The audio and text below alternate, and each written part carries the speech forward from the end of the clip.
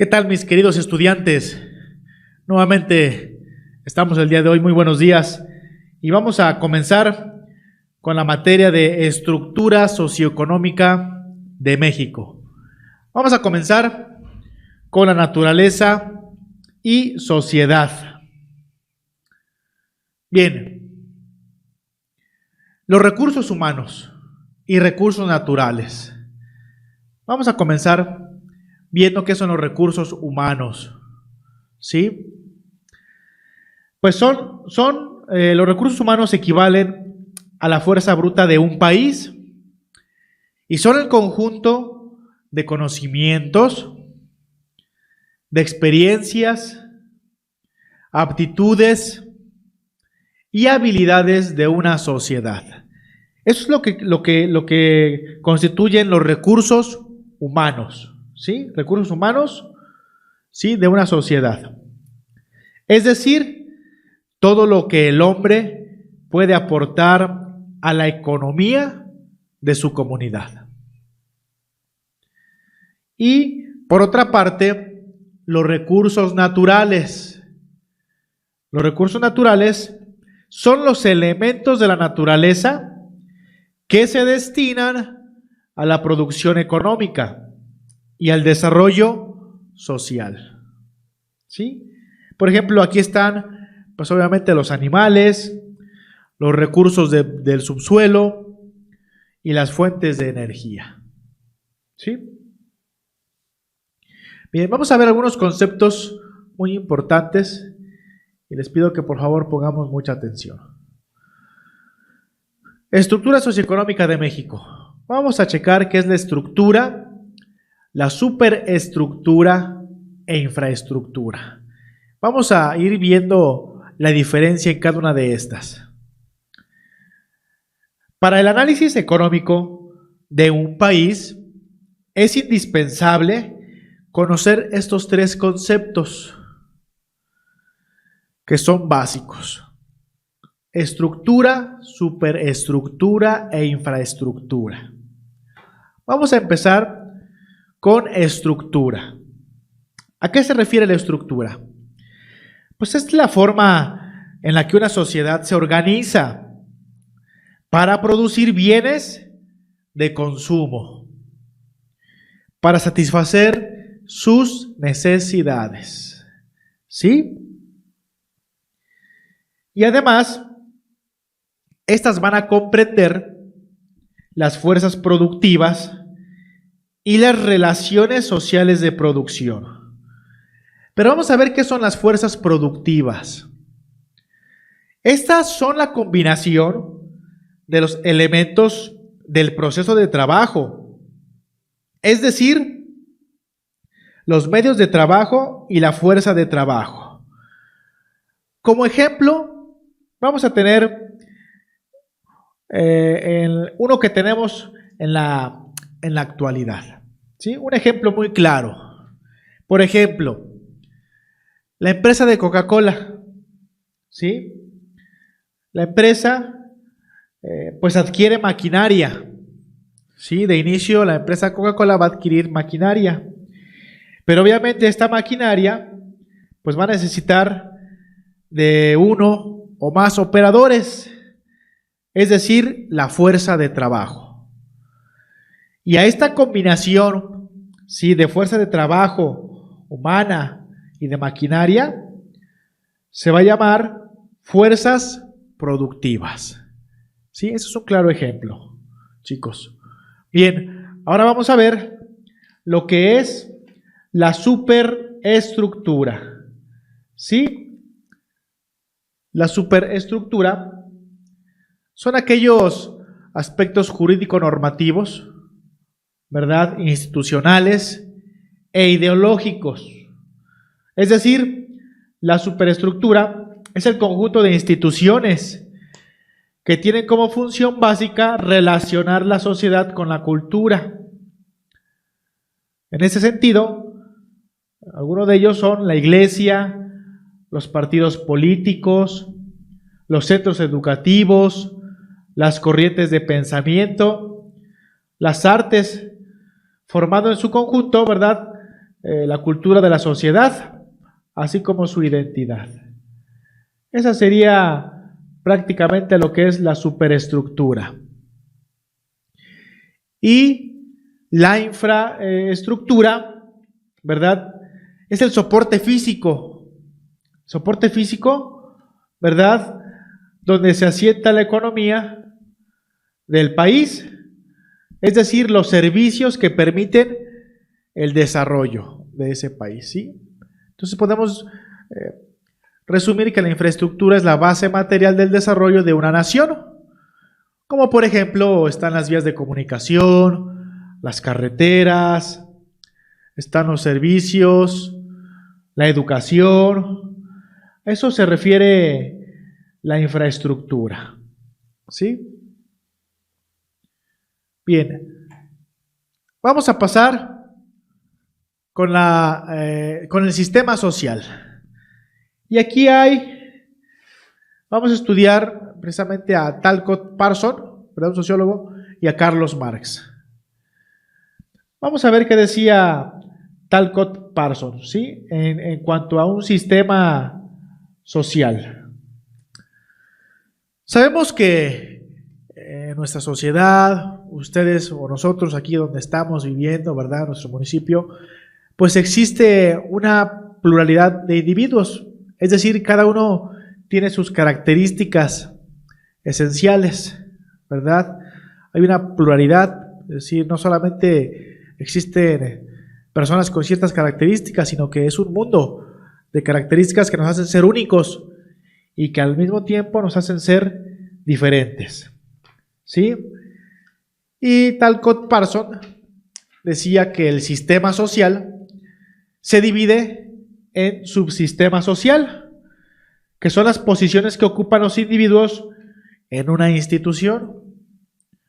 El otro es el subsistema cultural, que son el conjunto de valores y creencias que van a sustentar a un grupo determinado.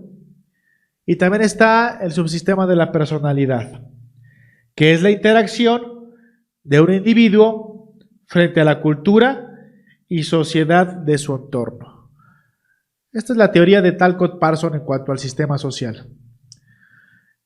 Carlos Marx mencionaba que el sistema social estaba compuesto principalmente de estos componentes, ¿sí?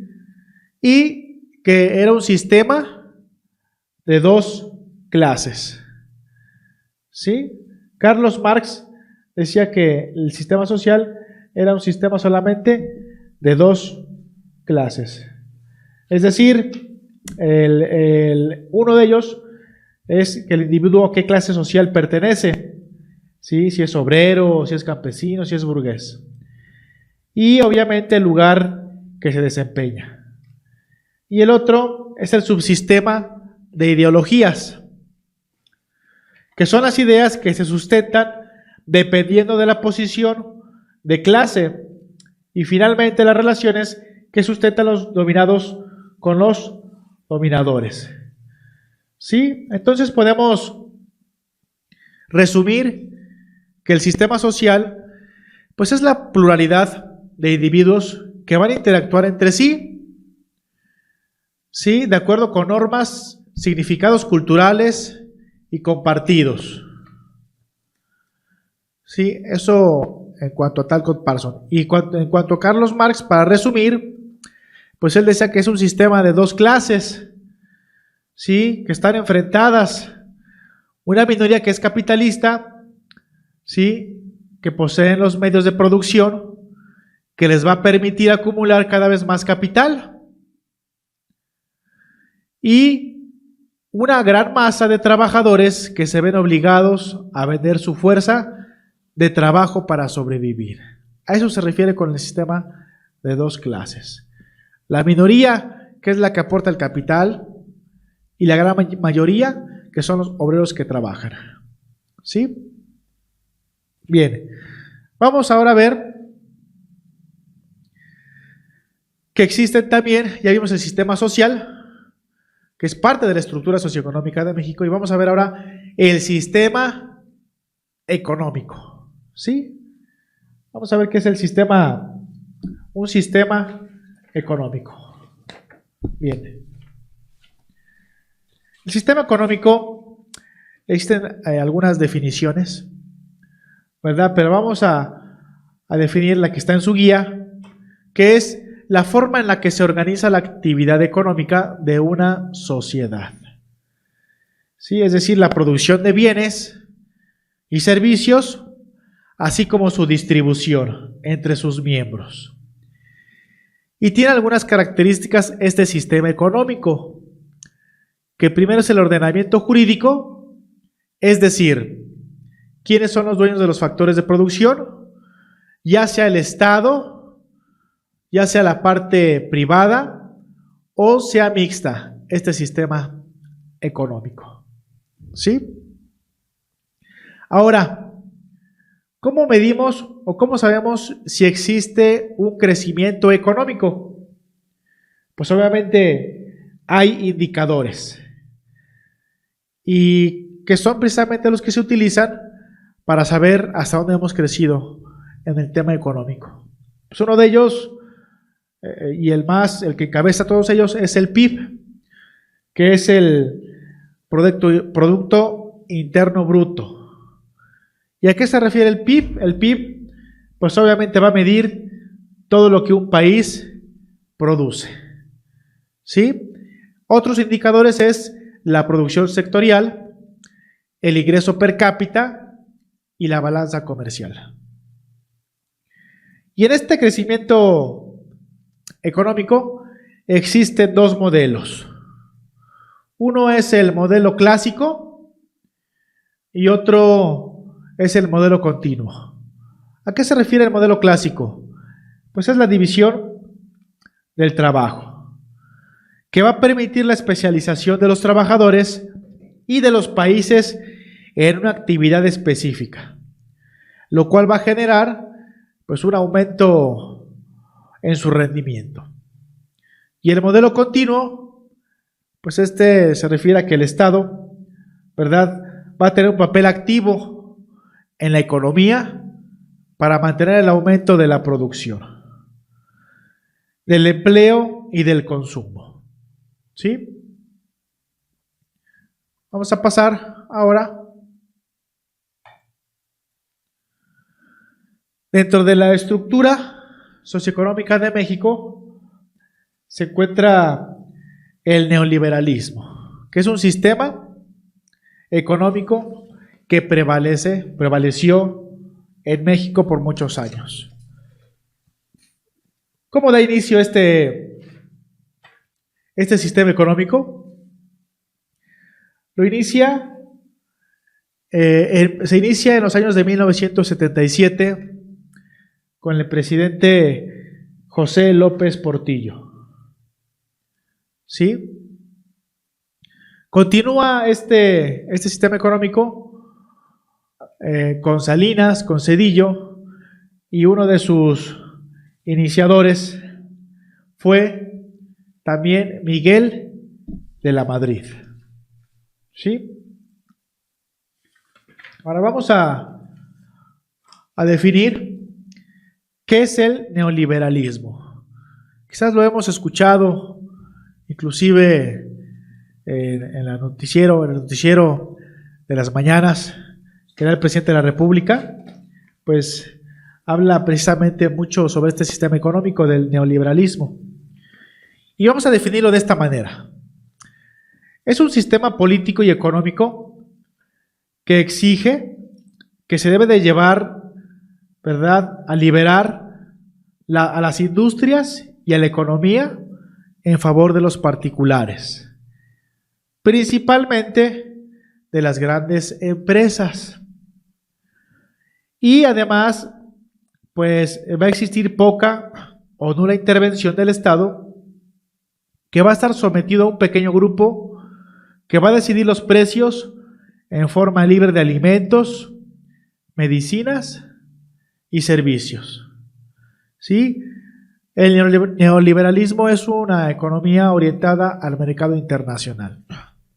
Es decir, solamente un grupo reducido, un consorcio, un corporativo, una élite particular, es la que va a definir los costos, va a definir los precios, ¿verdad?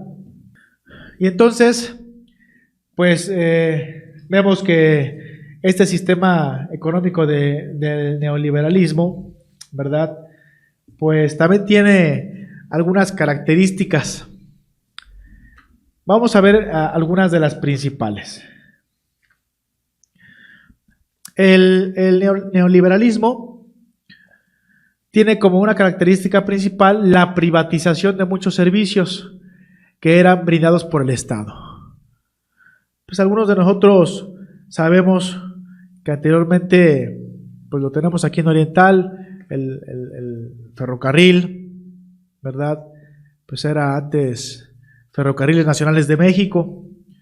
Hoy en día, pues esta red de trenes, pues pertenece a un grupo de particulares o varios grupos de particulares donde están concesionados pues las vías férreas de todo el país. También otra que fue privatizada, otra paraestatal, que son Pemex, Telmex, Mexicana de Aviación y muchas otras más. Son ejemplos claros de lo que produjo el neoliberalismo y que es la privatización. Otra característica es la reducción de impuestos a las empresas y que pues a veces hoy en día las maquillan con las mencionadas fundaciones. Otra característica también de este sistema económico es el ataque a los sindicatos, debilitando por supuesto la negociación de los trabajadores. Otra característica más de este sistema económico es que los trabajos son temporales y prevalecen sobre los trabajos fijos. Hoy en día solamente el personal es contratado por cierto tiempo, lo que anteriormente o lo que se busca es trabajos fijos, pero este sistema neoliberal es lo que mantiene. Y por último, pues la política izquierdista se enfrenta directamente a esta doctrina, ya que la considera entreguista. ¿Entreguista a quién? Pues solamente a un grupo reducido, lo que ya habíamos platicado.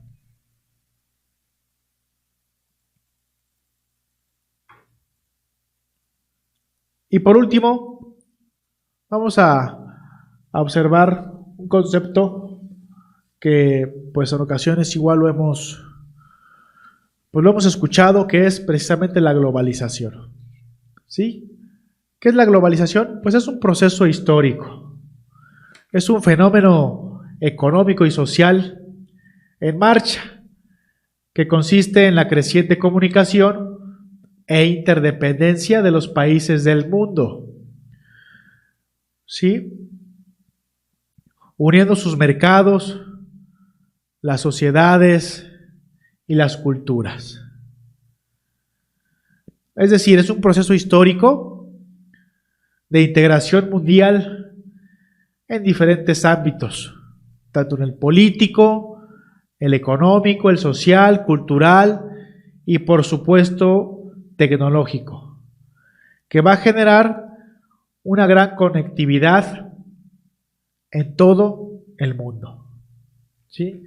Un ejemplo claro de la globalización es que pues antes cada pueblo tenía su mercado y este mercado pues obviamente era muy pequeño, ¿verdad? A medida que fue creciendo, ¿sí? Hoy en día pues podemos comprar un producto que es fabricado en otro país, ¿sí? Y solamente pues al hacer un clic, ¿verdad? Pues podemos tener ese producto aquí en nuestras casas. La globalización, pues hay un gran flujo de mercancía a nivel mundial y avances en las telecomunicaciones e internet. Esta globalización pues también tiene características específicas. Una de ellas es el libre comercio, ¿sí? Es decir, que se puede mover la mercancía y los productos libremente, ¿sí? También está otra característica más, está la globalización económica, es decir, la expansión de diversas actividades económicas generando un acelerado intercambio de mercancías a nivel mundial. Hoy en día existen muchas plataformas en donde podemos hacer compras por internet, solamente haciendo un clic, ¿verdad? Pues tendríamos un producto en casa. Uno de ellos lo conocemos nosotros, el Mercado Libre, la plataforma de Amazon, que pues al hacer un clic podemos adquirir un producto que no necesariamente es un producto mexicano, sino puede ser un producto extranjero. A eso se refiere precisamente la globalización. Y otra característica es la conectividad y telecomunicaciones, el Internet. Hoy el flujo de información es muy activa, muy veloz, y dos personas que estamos en diferentes partes del mundo podemos hablar de manera real y tener esa intercomunicación con familiares, con amigos, en diferentes plataformas. Ya lo estamos viendo ahora mismo, ¿verdad? Con estas clases en línea, la plataforma también de las redes sociales, ¿verdad? Facebook, Twitter, el WhatsApp. Entonces, todo esto en donde nosotros estamos inmersos y hoy en día lo observamos, es parte de la globalización. Vamos a dejar algunas actividades y les pediría que pues en el transcurso del día de hoy, de mañana, podamos realizarlas y la metodología de entrega pues seguirá siendo la misma. Que tengan éxito hoy en sus clases, chicos, y estamos pendientes para cualquier aclaración, cualquier duda. Buen día y éxito. Muchas gracias.